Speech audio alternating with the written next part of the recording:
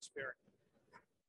Got excited about asteroids. I started reading Icarus, AppJ, about what are the scientists doing with this, and I kept running across Alan Harris's name as an author. So he's, even though not maybe in person, but been a mentor to me, and I think a lot of other of the asteroid observers over the years. And so you're here as an advisor in case somebody asks a question that Brian doesn't want to answer, right? Okay, so Brian Warner. Thank you very much.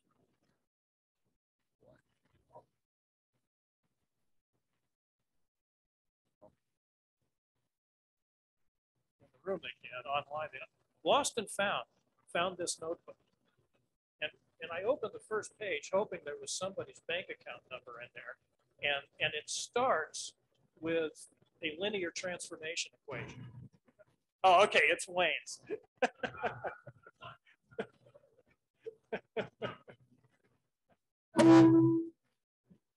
Okay, before we get started, one of the great pleasures of going to a larger astronomical meeting is getting a tote bag so that you can carry all the stuff around, which will immediately throw when you get back. Since we hadn't had DPS meetings for a couple of years, I decided to have some tote bags made and sent them off to some folks. Here you go, what I call a YAT-B, get another tote bag. There's a small supply of them. It's first come, first served, so, but you're welcome to take them. It's a back table, and there's also a pen. And it talks about ALPDEF, which is the photometry database, raw photometry database for Asteroid. Okay.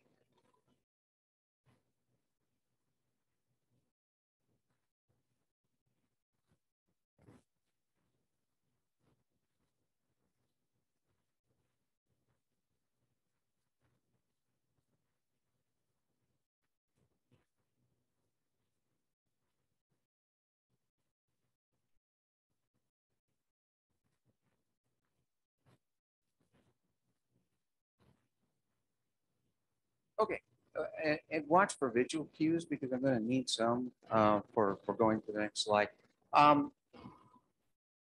So I'm going to talk about an asteroid project. Oh gosh, what a surprise.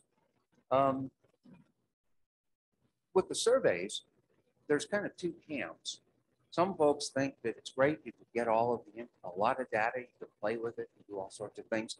But then some people think that they are part of a deleted scene from Game of Thrones. And where's my picture? There we go. Daenerys taking on the army of the backyard astronomers. So I need the rest of the slide. There we go. Thanks. No, let's go back one. And okay, there was a bunch of stuff as you can see on that. No, guess not. Okay. Anyway, so they see this as the death knell, and that's not true. As we have seen, heard, and will again, there's still a lot of things that can be done. But with all of the surveys on asteroids, they talk, we got billions of light curves. Well, their success rate is really not that great. They'll examine, say, 100,000 asteroids, and then they'll say, but we could only try to get a light curve period out of 10,000. And then we had a success rate of getting a reliable period of a few thousand left.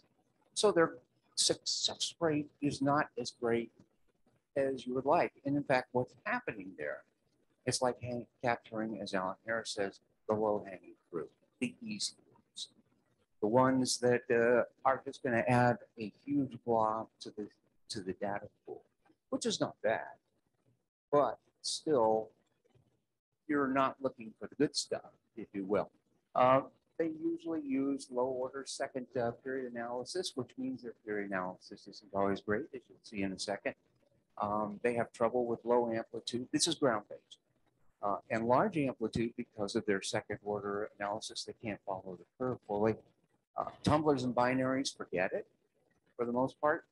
And then for very long periods, which are badly understudied, though there have been a couple papers lately, Nick Boscovitz and friends at Lowell came out with a nice paper about them. And then, of course, anything that goes bump in the night. Now, the space-based surveys that have a greater success rate because, of course, like TESS, they're not subject to diurnal problems. They don't have to worry about only being to observe 8 hours because of the sun and everything. And so they can stay on a target pretty much as TESS did. They still use, for the most part, second order period analysis. So you still have all the problems. But they have eliminated a large part the issue with long periods, because when you sit on a star for a month, you can usually get something out of it if something's going on. Next.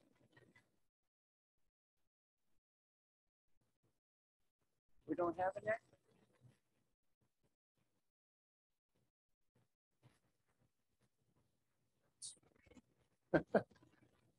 It's okay.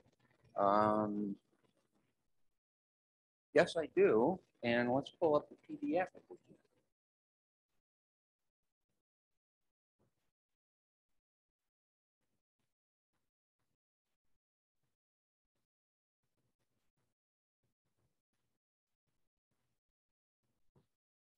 Brian mentions that the space surveys can do the long periods, but unfortunately, the long period objects are very predominantly tumblers.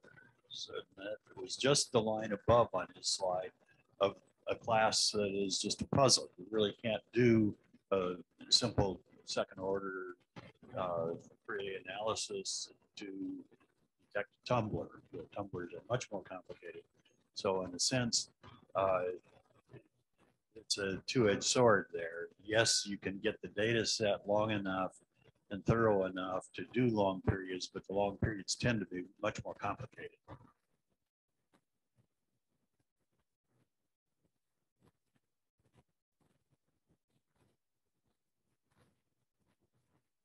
Okay, go back, don't go too far. Okay, next slide. Okay, I was talking about data mining and some of the problems with the second order analysis. This is a light curve from TESS at the top.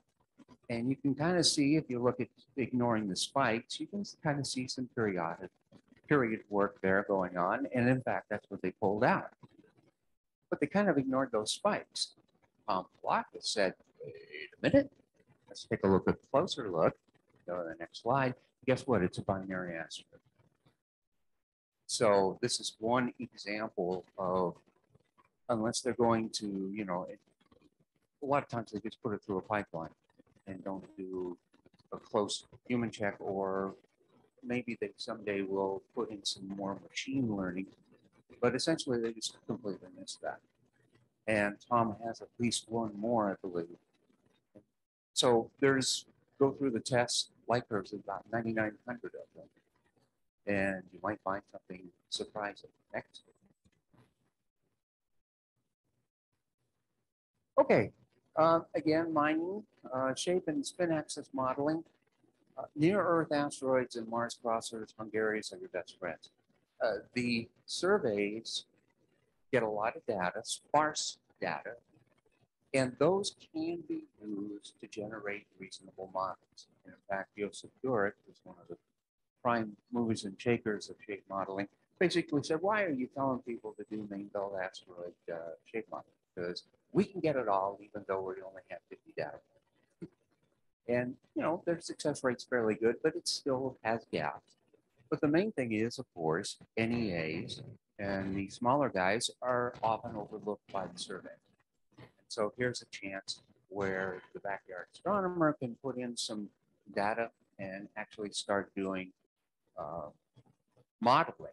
But just as important, even if an asteroid, a near-Earth asteroid, has a well-known period, it never hurts to get another one, because these small guys are subject to what's called warp acceleration. They spin up or spin down because of effectively thermal radiation.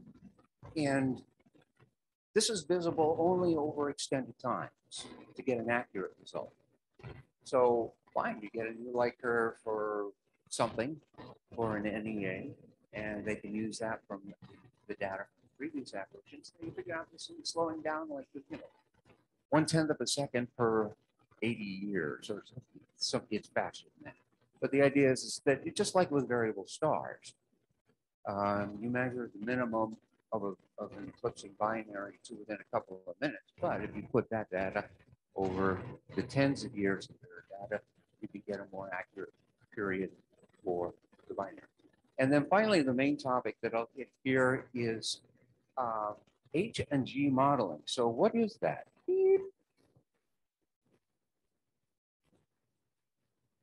H and G, H is the absolute magnitude of an asteroid. And G is some behavior of its brightness as it approaches opposition.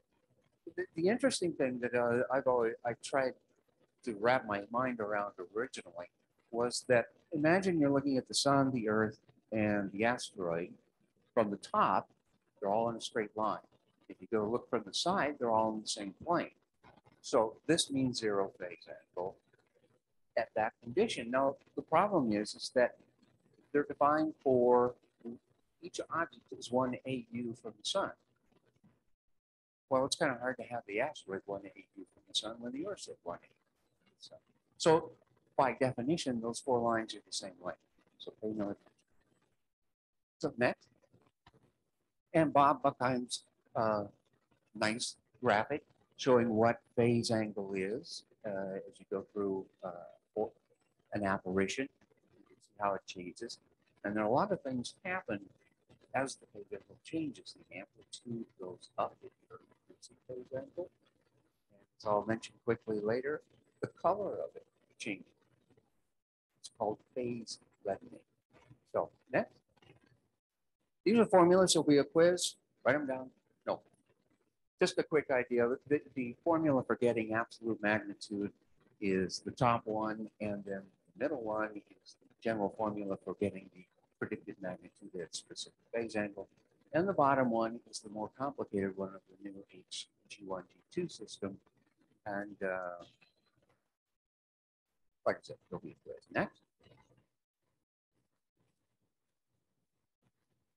Okay, as far as I know, MPO Canopus is the, unless you get the source code from Alan, is the only program out there that does HG calculations. There may be others. If you know about them, let me know. And then for HG12, there's a website out of the University of Helsinki that allows you to input data and you get the results on their system. So there is a way to calculate it. And the important thing here is that you get data from a wide range of phase angles. It's really helpful to get close to zero and really helpful to get out to around 20, maybe 30 degrees. People who are getting data at 80 degrees or much larger, the system falls apart. Alan will tell you that. Next. So why do you do H&G data? Well, NPAs are underrepresented. We need to know more about them. H is often uncertain. You can just kind of skip through these until you get to the next one. HN is uncertain. We need correlation between the old HG system and the HG1G2 or HG12 system, which was adopted by the IAU. But they're throwing away tens of years, decades of HG values. People are so, we need transition. We need to find better correlation and everything. There's a strong discontinuity in the HG12 system. And so that data might help try to resolve that. And there is a correlation between the albedo versus G1 and G2 values and the taxonomic class versus that. Oskowitz et al. Did a great paper, a couple of them, that point this out. So again, with NEA, since a lot of times we don't get the good spectroscopic data on them, but especially when they're newly discovered, being able to get HG values or HG12 values might help at least tell you broadly that it's a stony asteroid or carbonaceous asteroid or a piece of cheese. Next. Okay, so where to begin? Where do you find targets? Well, the Minor Planet Bulletin, which is a free download. and it's free to publish too. And it's dozens of light curves every time, every quarterly issue. And Alan Harris, Lance Benner, Durek, and I put together a quarterly article which covers potential targets for low phase angles and ones that had Arecibo still been in operation would be good targets. They're almost always NEAs. So some targets they'll get there. And the nice thing about the minor planet bulletin is it is considered a referee journal by the ADS. So it's not, you know, your observatory club newsletter. You will find it indexed all the way back to issue 1. Next. So, fine, you've got that list. What do you need to consider? Well, you want to cross-check the low phase angle and radar list, because if you've got one that's an NEA and it's going to hit a low phase angle, then you want to try to work that so you get the next opportunity. You can use that search page. And, you know, this is going to be online, so don't worry about trying to remember the URLs. But there's a search page where you can say, I want to find all the NEAs reaching opposition above 18 magnitude and above plus 2 degrees. And so you can limit your targets that way. And that will help. And of course, your considerations, how bright's it going to be, whether it's going to be running through the Milky Way most of the time, and can you observe it at very low phase angles and much higher phase or higher phase angles. I won't say quite high. And then you actually need dense light curves, enough at least to establish where the middle of the amplitude is at the phase angle you're working. Because the HG1 system or the HG system is based on average light. It's not the most geometrically accurate measurement, but it's what they do. And so you need to be able to at least be able to say, I know these data points are, you know, give or take the average of the amplitude at that phase angle. It's going to increase with the phase angle going in. Okay. So some cautions, you know, again, the amplitude increases, different values for G, therefore H, using max min or average light curves. Again, the HD system based on average, and it may not be the same in every color. Naturally, H is going to be different. Filter, right? That would be a good project in and of itself. Is this particular asteroid, does the G value change? And do remember that H is based on the amount of light you get back from the asteroid. And the optical, equivalent optical disk is not always exactly the same. Sometimes it's edged on, hole on, or equatorial, so the value can vary. So don't say, oh, well, the NPC was reporting X, and I'm getting like a tenth of the magnitude different. First of all, the NPC values aren't that great. And then two, it's possible that it actually is different. And again, beware the phase reddening effect. If you're going to try to do any kind of taxonomic thing, realize that the thing's going to appear better. It's way out there. Okay, next. I was going to say, tell me more. How do I do all of this? I'm not going to buy it. I'm going to have to tell you to look it up. Read the paper. Bob Buckheim's paper from 2010 is really good. It covers all of this stuff. It goes into that. It's everything you need to know. So it's, you know, just use it.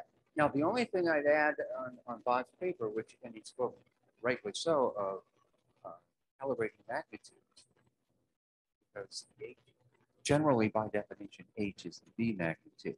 It is possible to get good transformations with clear filters and using A-pass stars and such that you can get it within the accuracy of the MPC values at least. But you want to be consistent as to which catalog you use throughout. So if you're using A-pass, fine. Sometimes, you know, there's the Atlas catalog, and that's another issue. If you go ahead and go to the next, is that the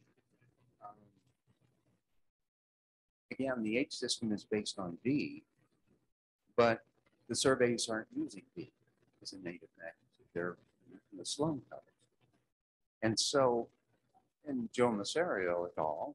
Ran across this problem, put out a short paper saying the reason albedos are really weird is because the H values are really weird at times. And so we need to get better H values, but are you getting them in B, are you getting them in SI? So part of your project can be get good transformations from SR to H for your system, so that if you want to do SR, which will be much easier and more accurate and more consistent, because that's the native magnitude in like Atlas and N-stars and others, and figure out that transformation, then you can get it to H. But again, look for changes in G-slope with different colors. Be a reasonable project in addition to just getting the data. Don't forget AlpDef, which is what those co-packs are about. Stands for the Asteroid Lightcurve Data Exchange Format. Never allowed you to do that. Anyway, you upload the raw photometry. People get this confused. It has nothing to do with the results. It is the raw photometry used in your analysis. And there's a metadata section that gives the end user all the information he needs to know, hopefully, about how you got those numbers. That includes the comp stars, whether you corrected for the unity distance, color index change, all of that stuff. So he should be able to reproduce your results. And that's the important part of this whole thing. And you can plot individual data sets, download. It's a good resource. It's used a lot by Joseph Dirk and some of the other professional shape modelers because it gives them free access to large amounts of new data. So, thing, go next. Yeah, that's it. I want to make the point that sometimes there's this feeling that you have to do some kind of project that produces significant results, makes some kind of groundbreaking or something. But remember, the vast majority of data collection is about providing yet another data point to refine or to validate existing results in analysis. And sometimes you can find new stuff, such as converts and binaries. But the idea is it's the slow and steady progress of adding to base number that allows the researchers to go out and eventually come up with something else or confirm what they've got. So have heart. Surveys are not the death knell. And so it really, but I say that and then I say it's time to turn out the lights. You're not going to get any photons if you have the observatory lights on. So start observing. Get going.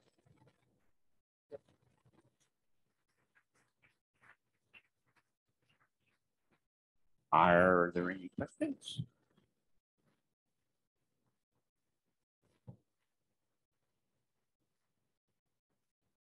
So you mentioned using the minor mid-center bulletin for target selection. Do they publish lists of targets? Yeah. Quarterly article that Alan Harrison and I and two others do publish lists of targets that are good for that upcoming quarter. I see. And so you can pick from those. That's a good starting point. And then what,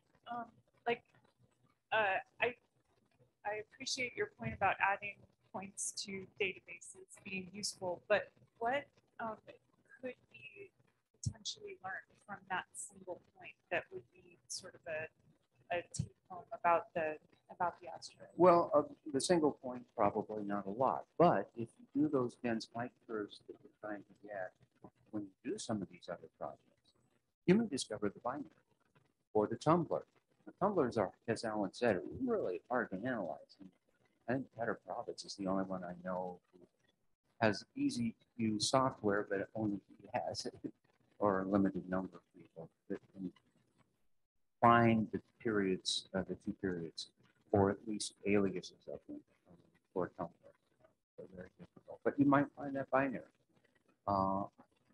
I've discovered a number, and it's pretty much been, oh, look, there's a deviation in the light curve that night. Let me get rid of the bad data points. And you've just erased your binary asteroid. I can add a comment there, and that is when you look at some of the surveys and the results, look in their failure list. You know, if they get a result, yeah, for you to go out and observe one that they are nailed is of limited value. But if you look at the bag full of stuff, various places to look are low amplitude. Low amplitude is an indication of binaries. Almost all the binaries have low amplitude. The surveys fail to get those. So if you get objects where they have taken a whole slew of data and the amplitude is so low that they can't be sure of the period, or if there's a hint, but they can't be sure that it's a short period, it's almost a dead ringer for a binary. Just go for it. One other of Bob Stevens and Alan and I have been pushing for some time is what I call very wide binaries. And so far we have 2 or 3 that are really solid cases. And what you have is a very long period, larger amplitude, talking up to several hundred hours. And then, and if you see something like that, there's this big tendency to just get a few data points every night. I don't do that because it's not my nature. As it turns out, on those 2 or 3 examples, there's a 2.5-hour period superimposed on it, and you separate it out, and it's as clean as a whistle. So, what is that? Some papers done on that. Alan's theorized on it. But believe it or not, the really long period is the primary.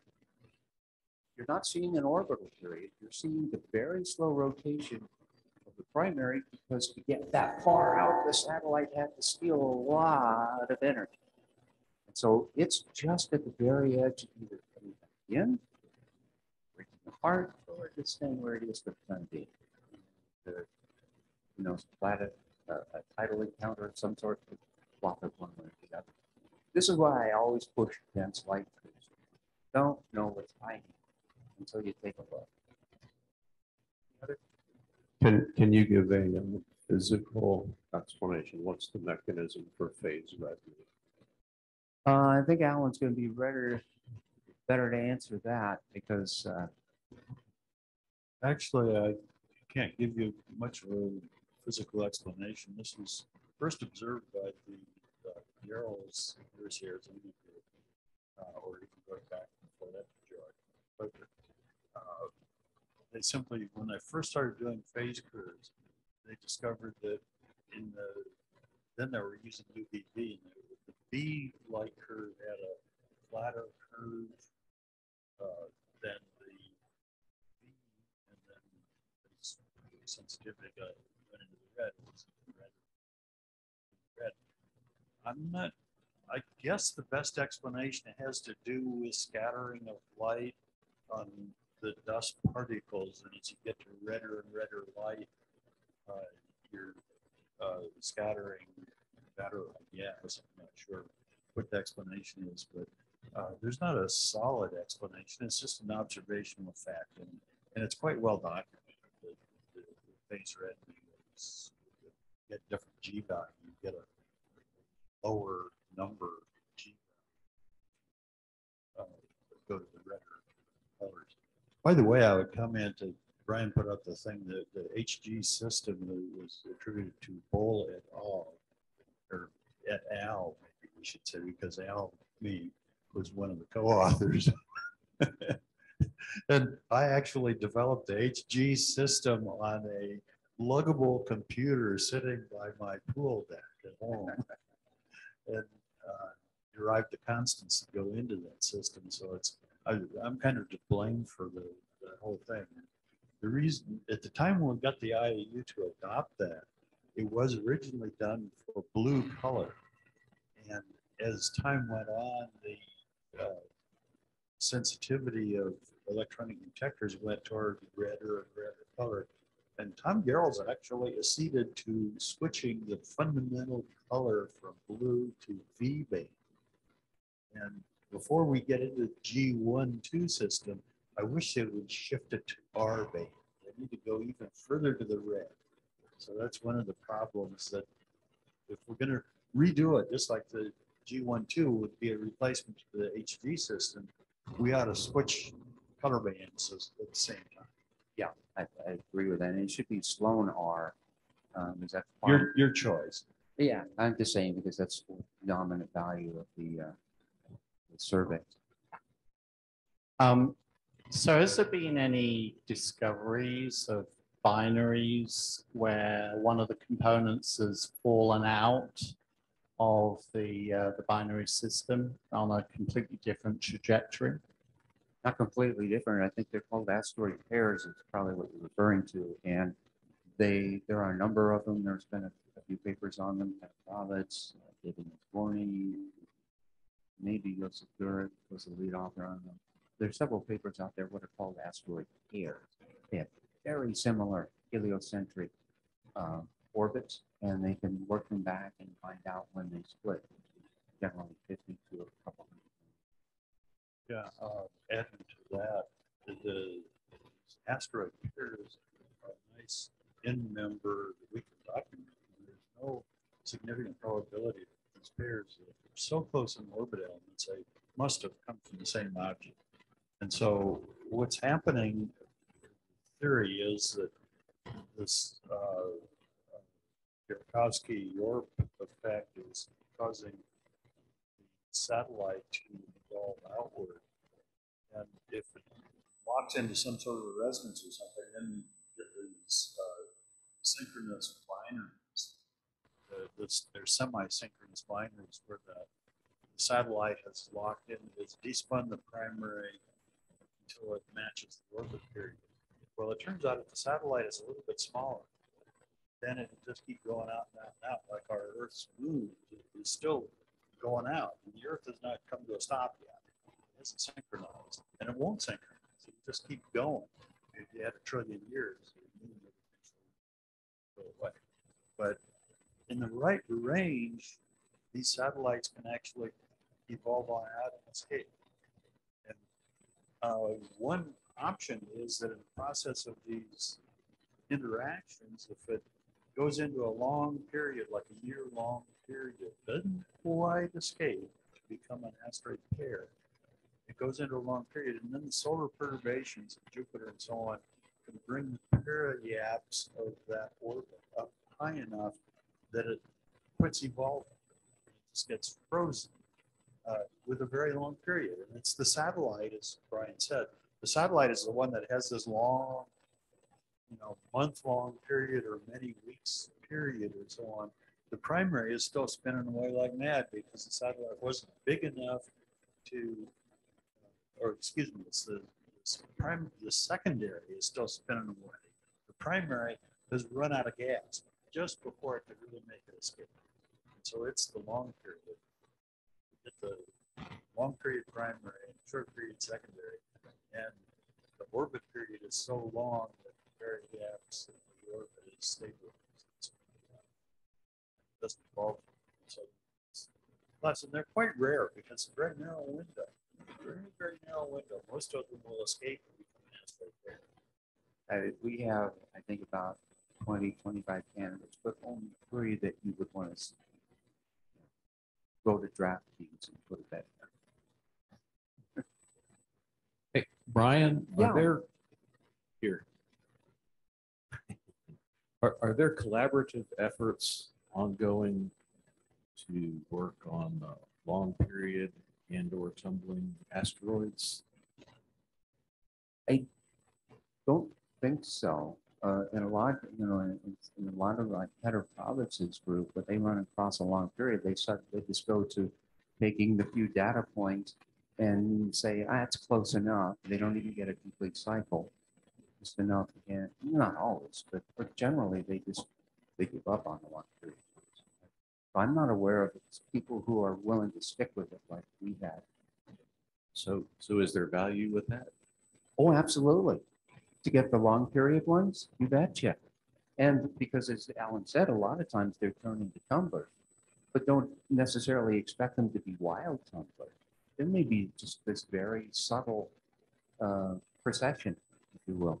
And so it could be. But to excuse Peter a little bit, Yeah. his effort is named Binary Asteroid Survey, BINAST. Right. He's looking for, oh, excuse the acronyms, but he's looking for binaries, close binaries, these semi-synchronous binaries. And so, those primaries tend to have periods around 3 hours, 3 hours. When they find something with a 1 day or longer period, they say, oh, no, that's not one we're interested in, so they discard it. But again, you could go through their trash can. Maybe they're not interested, but you might be. Right. And there is value in that. It's really too bad that they dump these long period things that could be tumblers or what have you. But some of the fast ones, they're looking for this binary advance. So, Yeah, I don't mean to be unfair to them. I mean, that is their mandate. That's where their funding is premised on that. So, but I always see that and go, come on, Dad. Well, so the long period asteroids have always been a tough nut to crack. But with APAS and with some collaboration, they're far easier than they ever were. Yeah, and I would actually, no offense, Arnie, I'd recommend the Atlas catalog because their accuracy and precision across a large part of the stuff is very high. And Bob and I have switched to using Sloan R magnitude from Atlas. And if we have to adjust the nightly 0 point because of we're using clear filters, so there's going to be some tweaking. It is rare that we have to go 0.03 and usually it's 0.01, if not 0, which is pretty good since we are using clear filter. But fortunately, the SR band and a clear filter are close enough that these are out there. Yeah, one thing that hasn't been mentioned here that the space surveys suffer from is aliasing. A lot of the space surveys are a strictly periodic thing. They sample every hour, every day, or whatever period and it's to the minute of that amount. And if you sample at a very regular period like that, you can get aliasing. Suppose you sample once a day, every 24 hours, and you have an asteroid which really has a period of 25 hours. And each day you go one full cycle plus a little bit. And the next day plus a little bit more. And you derive a period of a month or some really, really long period because that's how long it takes to go through that little bit of a cycle. And so you have to, the surveys are very good at picking up these super long periods of a month-long period or something like that, but you have to be a little cautious. It could be an alias. It might actually be a period close to their sampling. I'll just add, and I won't name names or anything, I'm serious. I was reviewing a paper and they pointed out a period for an asteroid, and I'm going, wait a minute, that's nothing close to what we got. And I worked it out, and it was like a 1 minute slide that was going on, a 1 or 2 minute slide, and I pointed that out to them, and so they did a little bit of fiddling and fiddling. They got the same thing we did, and readdressed the issue in their paper. So that aliasing is there, and take it with a grain of salt. Brian, your point about earlier about the importance of replicating prior results fits right into that. 10 or 15 years ago, there were quite a few reported periods that just turned out to be flat wrong. Is that still the case, or most of those been sorted out? You mean the legacy ones? Yeah. A large part of them, Eric Doses, Tom Kalakis, and others have attacked some of those and found revised periods. And yeah, I mean, the main thing that you want to either avoid or attack with bigger is a low numbered asteroid where nobody's gotten a period. Because it's low amplitude and or long period, and nobody wanted to or was able to take the time to do it. On that point, what period finding algorithm use, and what did you mean exactly by second order? That you meant the second period of the, or did you mean a second order period finding algorithm and which software would separate those dues for that? That's Fourier order. Your Fourier order. Usually, I work with Ford. It all came from Alan. It's built into Toronto and into MPO Canopus, and you might software you go 15 to it. And sometimes it's necessary, especially if you're working with a very library of clients. But it's called the valve. Is that right? Valve. And Yeah, Fourier analysis of light curves is right. what the acronym stands for. The second order business, we just imagine take a pencil or something like that, rotate it in your eyes. The true period of the rotation will involve two maxima and two minima. And so what a lot of these big surveys are doing is they'll do harmonic analysis and try to refer to it as a second order. It really turns out it's just a first order. All they're doing is just one period harmonic, and then they double the answer to get the true period, or their estimate of the period. But that means that they're making the implicit assumption that it's a two humps per rotation cycle.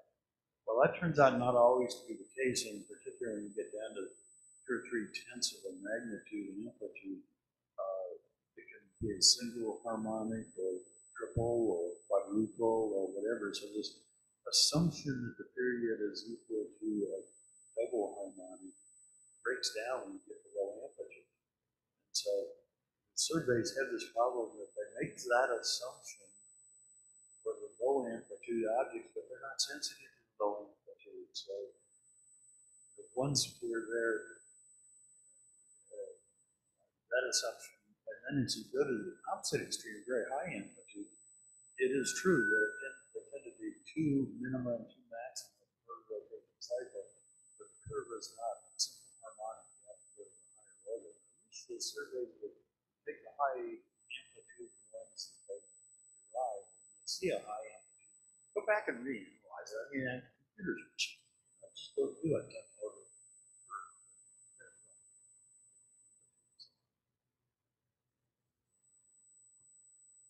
Any notes, comments, questions, anything online? Nothing online. You made a point about NEAs, near asteroids. Could you talk a little about the observational challenge? The few times I've tried it, it was really, really difficult. Well, I mean, obviously, if it's close and it has a large sky margin, and you have to short exposures so you don't get spooky, or at least minimize it, you're going to have what I call numerous observation sets during the night between your compass stars are going to change because you're going along as well. That's probably the more dominant issue. And of course, because of those short exposures, odds are it'll have the 18th magnitude with an amplitude of 41. Murphy works against you in a lot of ways, but that's the main challenge. And of course, a lot of times the NEAs don't present themselves at anywhere close to a zero phase angle opposition to the sun, and so you're going to work down to solar elongations of 80, 90 degrees or so. And do remember when you get into very large phase angles, like 50 or greater, shadowing effects come into play. And so the light curve you're getting is no longer really the true shape of it, it's just the way the light's falling on this disk. And there was one case where I had an amplitude that was, large enough that you would swear it'd be a bimodal curve too. No, radar said half of what I was doing. And that was because the phase angle was so large and it was distorting the light. Was there any? You said you had challenges. Anything specific? Yeah, it was following the target. And this guy was really close. Every 15 minutes, I had to shift my field, new set of comp stars, make sure the asteroid is in the field. And by then it's time to shift to the next one. It's a busy, busy night. Yeah. but a lot of fun because it's challenging. It occurred. Wow, I'm probably the only guy that saw it. Yeah, and and that's what the importance of like APAS or Atlas, where the magnitudes are consistent internally as much as possible. And in the case of Bob's example there, then the phase angle is likely shifting dramatically throughout the night, changing the nature of your curve. And it could be very different from one day to the next. And you try to overlap them because of the change in phase curve, you have to shift it half, a third, or double what it was. And you're sitting there going, how do I get this? Yeah, and you mentioned the shadow effect. If those of you that have been done asteroid light, it's really interesting to try a phase when you've got a situation where you get it at near zero phase angle and follow it out in 20 or 30, because you see those shadowing. The shape of the light curve starts changing dramatically. Because, the mountain is casting a shadow, it's losing light, and different ways of rotating. It's a project that I think not very many people are doing. Real value and just for the ability to say, I saw something that I read about but never imagined seeing for myself. And they add to all of those other difficulties. The near-Earth asteroids, like when you're observing, tend to be very small objects. And when you get down to between 1 and 200 meter diameter, all of a sudden you start getting called super fast rotators that can have a rotation period as short as 1 minute. And so that's another reason to use short exposures. Generally, Peter Brovitz put out a paper years ago, and so that you don't get rotational smearing because you're taking too long of a picture. The exposures can't be longer than 0.187 a rotation period. So that's something that you try to keep in mind. Any other? Oh, this collaborative asteroid Link. It's still it's still there. Yeah. So that if you see a target that you look at and the results are confusing, you can always put out a call for collaborative. Which is minorplanet.info, and then there's a sidebar that gets you also. Well, and I'll mention to those who are still doing that kind of work, it's part of why I got out of it.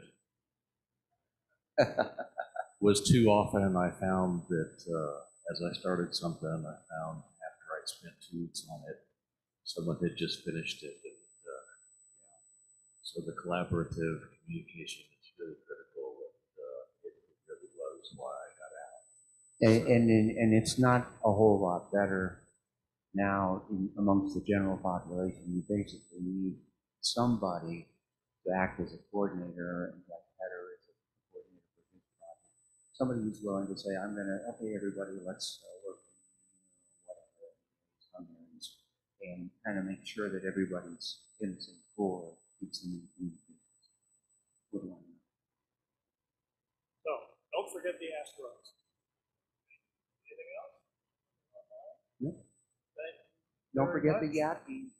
Don't forget the yappies, and for those of you who want to get together and talk about these asteroid projects in more detail, there will be a sign-up sheet on the table with your name and email on there, and I will keep you all in contact. Thank you very much, Brian.